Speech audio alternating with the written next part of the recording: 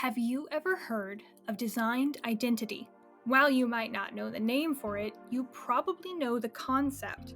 Dr. Shira Chess, author of Ready Player 2, the feminist theory book, not the bad fiction book, proposes a definition for designed identity.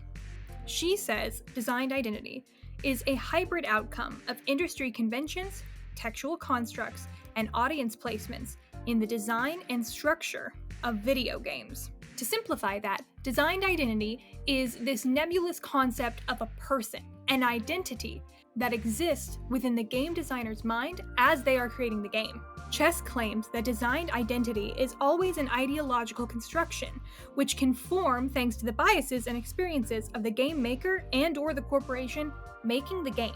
It starts as a basic marketing strategy. Who is your game for? Who are we trying to get to buy this game? Who's your audience? These are basic questions that any creator of any piece of media will probably ask, but designed identity is that actual target audience. And, as Dr. Chess implies, that identity can be affected by how we see the world. And this designed identity ends up becoming a part of the paratext around a game. It sways the inherent ideology of the project, both in content, development, execution, and, as I said, marketing. Another thing about designed identity is that there is typically one type of designed identity in the video game world. And if you are a part of the core designed identity demographic, you might not even notice this idea. The standard video game would be made for you. Most playable characters throughout video game history are able-bodied, white, cishet men. And if you are one of those men, you might not even blink at the idea of designed identity because you are the main designed identity. But if you are outside of that designed identity, it's hard to ignore. And once you see it everywhere. Now, of course, there are other forms of designed identity. There are games made for women, right? Because designed identity shows itself most obviously through the gender bias. Race is definitely a part of it, and so is sexuality, but gender is the topic that Dr. Shira Chess discusses in her book. If you look at video game releases throughout history, yes, all of history, not just the last 5 years, you'll see that most AAA games are rarely made with a female audience in mind. Despite what the very loud alt-right gamers like to proclaim, no, there is no quote-unquote woke virus ruining video games. Most video games are still very much made for men. Many of these games end up appealing to women, obviously, why wouldn't they? But they are still never really made with a non-male perspective or ideology.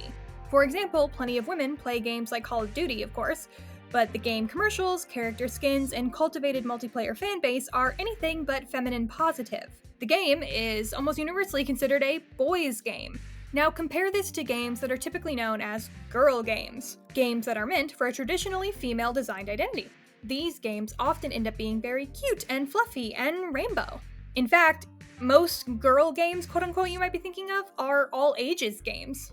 They don't have a lot of violence.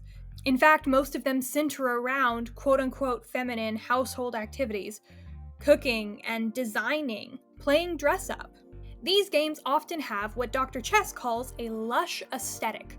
The quote-unquote lush aesthetic refers to games that have the very ornate, glittery appearance of an obviously girl game. Sometimes this can even make the game look infantile. Many games that have a lush aesthetic are considered amazing, like Animal Crossing or The Sims or Stardew Valley, but notice how those games are considered quote-unquote good games, and so they become gender neutral.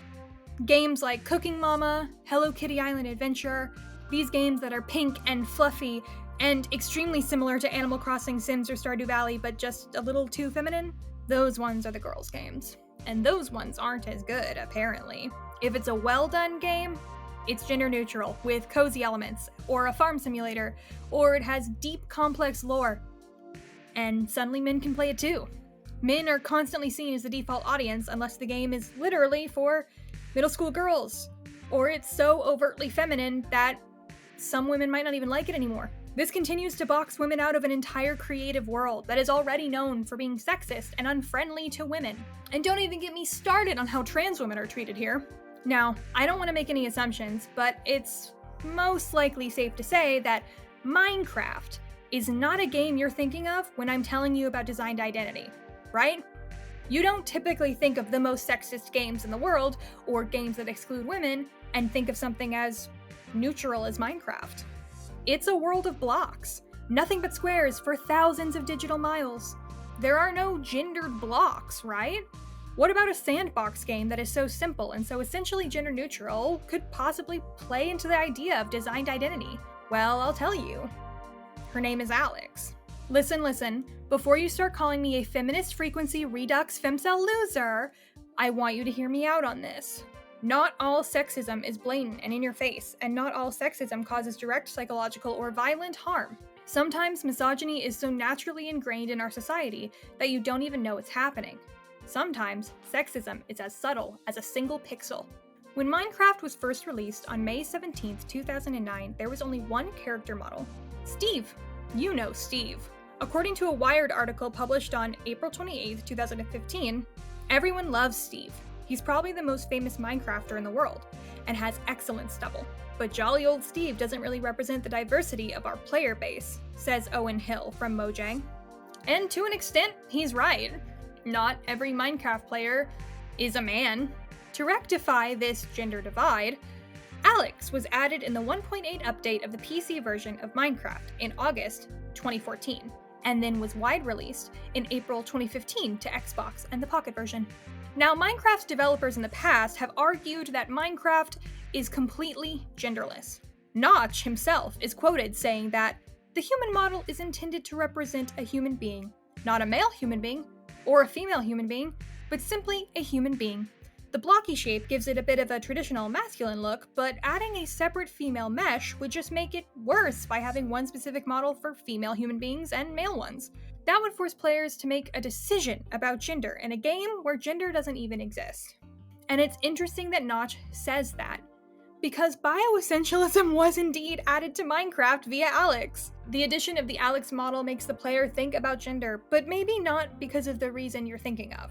Alex's appearance is just as blocky and neutral as Steve's. Besides being of a lighter skin tone and having longer ginger hair, they are essentially the same. But the facial appearance is not where the gender differences really come into play. The gender, the biological gender, comes into play with the singular pixel that was removed from the Steve body model to make the Alex body model.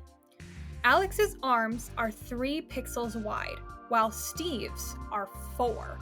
Minecraft works in strict mathematicals and multiples for their pixels. The entire game is essentially just pixel art, and if you've done pixel art, you know pixel art is just geometry.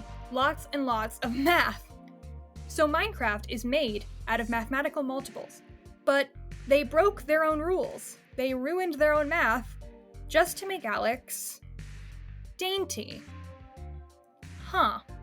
You might think that 1 pixel doesn't really make much of a difference. Most people might not even switch to Alex while playing. They might continue to play the default Steve model. They might not even notice this difference. But you'd be mistaken. You see, I'm a big fan of custom Minecraft skins.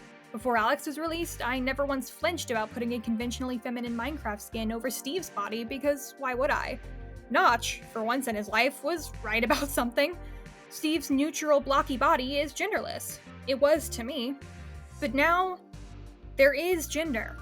There's a girl body and a boy body, and the girl body is skinny. There are feminine and masculine skins now, made specifically to fit on those bodies.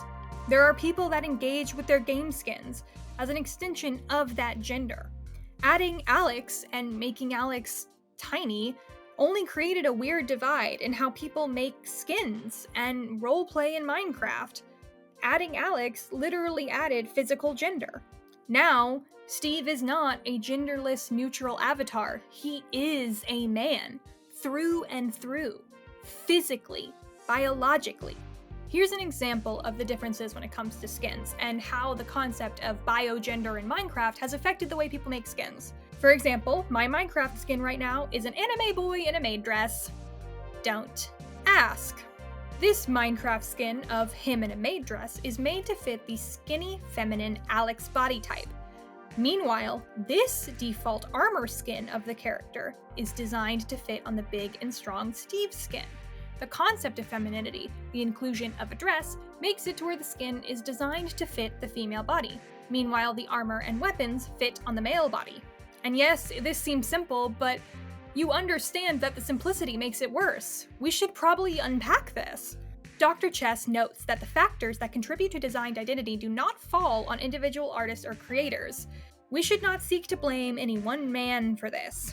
Instead, she says that it comes from 3 places: industry conventions, textual constructs, and audience placements.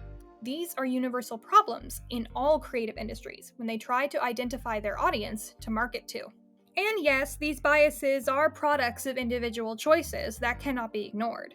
But societal and cultural issues create an environment for these choices to be unquestioned options in the first place. The person who designed the Alex model probably doesn't hate women, probably might not be fatphobic, and probably didn't even think about what this 1 pixel difference could mean. But doesn't that almost make it worse? Yes, it seems stupid and insignificant, but we should question why the female model in Minecraft needs to be smaller and skinnier. Why squares can give gender cues in the first place based on perceived thickness. When you think about it, it actually becomes a little egregious.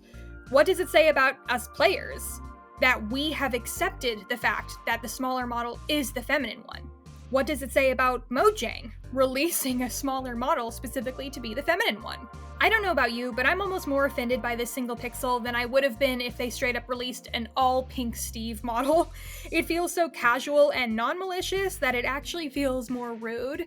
They tried so hard to make the Alex model still kind of adventure-y and badass looking.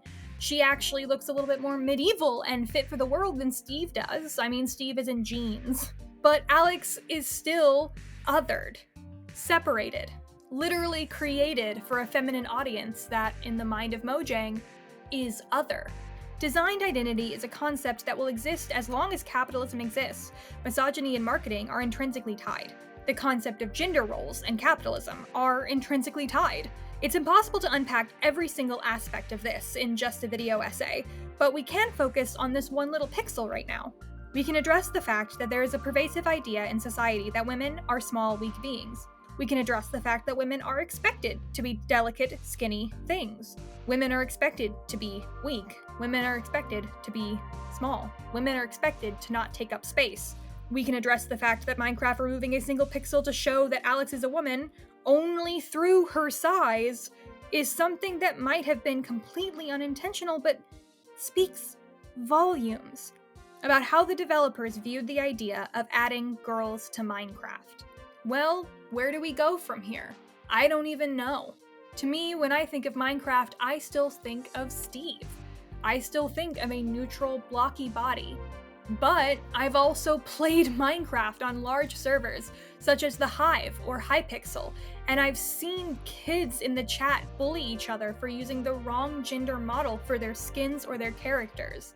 This has done something. This designed identity has encouraged something, and I don't like it. But hey, that's just an essay, a video essay, for one of my classes, and this will be graded. Oh, real quick as a final note, my title is purposefully inflammatory. The goal is to kind of make the comment section a possible meta component to this essay. If it worked, cool. If it didn't work, I hope you see the effort I put in and maybe just chalk on an extra 1 more point for me, Doc. That'd be really cool. Okay, bye.